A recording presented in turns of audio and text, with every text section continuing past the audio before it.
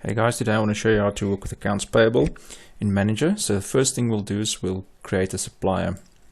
We'll go into supplier, we'll go new supplier, we'll create PG Glass.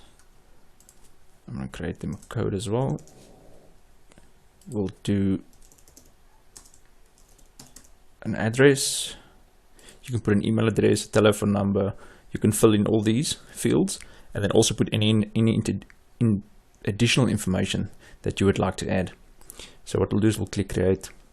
Here now we've created our supplier. Okay, so next we'll do is we'll create a purchase invoice. So one thing about the purchase invoice is there for you to know what you owe the supplier. So you would only record invoices that you can keep track of, that you can see that you owe the supplier money. If you've already paid a supplier or you are going to pay the supplier immediately, don't record it here. You will then record it as a normal cash purchase. So let's start.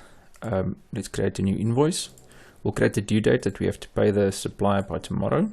We're going to go to PG Glass. I'm just going to say glass for a description. So on our accounts, I'm going to buy inventory specifically, and I'm going to buy glass panes. I'm going to buy 5. So any internal information you want to put in there, and you can also, if you've got a separate project that you're recording this on, you can create a tracking code and then select it there. Right, so our purchase invoice has been created.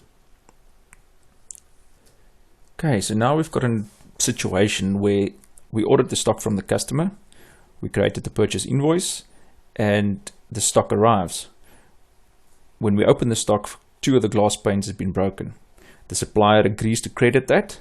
Now we need to cancel this invoice or part of this invoice. So what we'll do is we'll record that credit note under debit notes. Here we'll select new debit note. Select the supplier. I'm just going to put the same description in there. Here we'll select the inventory on hand.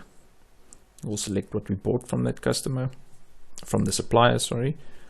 Here we've lost 2 panes. So here we can go and point it to that invoice.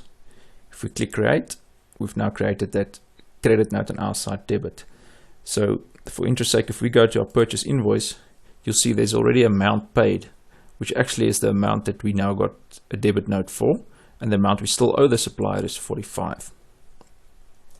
So if I now want to see how much I owe a supplier, so viewing the supplier ledger, I'll go to suppliers and I'll click on the accounts payable amount, and there it will show our purchase invoice and the debit note, and any other transaction that shows toward that supplier will be on here as well. Okay, so now we need to pay the supplier. Let's pay this invoice. We'll go to bank accounts, we'll go to our account, and we'll click spend money. You'll say payee. I'm going to say PG Glass, description glass. So here we'll select supplier credits, we'll select the supplier, and we'll put the amount. So our amount is 45. We'll put that in there. You can assign a tracking code if you've got a tracking code to a project, and we click create. So there our 45 has been deducted. If we go to our purchase invoices, you will see that PG Glass is 0 due. It's paid in full.